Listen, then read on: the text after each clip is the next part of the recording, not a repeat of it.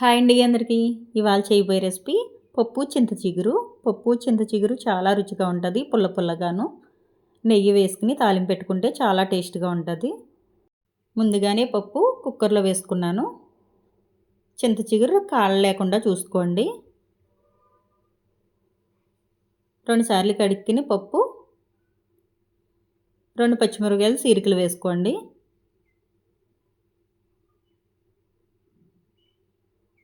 చింత చిగురు శుభ్రంగా కడిగి ఆ పప్పులో వేసుకోండి.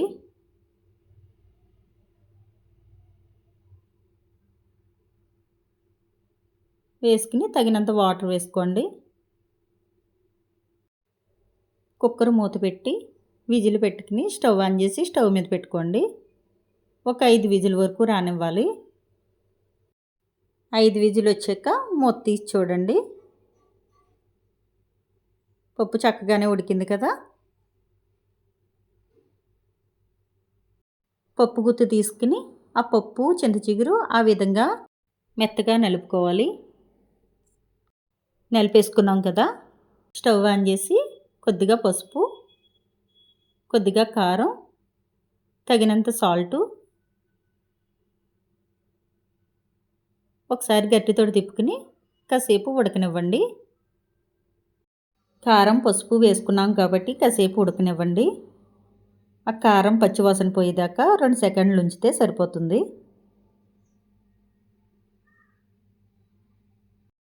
తాలింపుకి రెడీ చేసేసుకుందాం. వేరే బౌల్ పెట్టుకుని తగినంత ఆయిల్ వేసుకోండి. 1 స్పూన్ నెయ్యి వేసుకోండి. తాలింపులో నెయ్యి వేసుకుంటే చాలా టేస్ట్గా ఉంటుంది.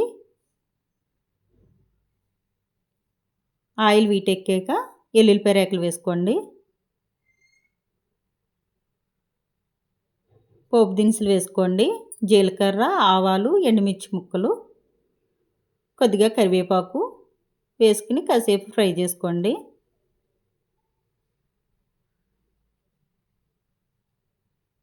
ఫ్రై అయిపోయింది కదా. ఆ పప్పు ఈ తాలింపులో వేసేసుకోండి.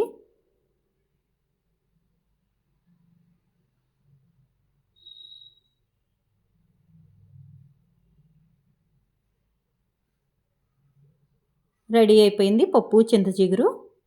చాలా పుల్ల పుల్లగా చాలా టేస్ట్గా ఉంటుంది. రైస్లో పప్పు చింత చిగురు నెయ్యి ఆవకాయ వేసుకుని తింటే పుల్ల పుల్లగా చాలా రుచిగా ఉంటుంది. నా వీడియో నచ్చినట్టయితే లైక్ చేయండి, షేర్ చేయండి, సబ్స్క్రైబ్ కూడా చేయండి.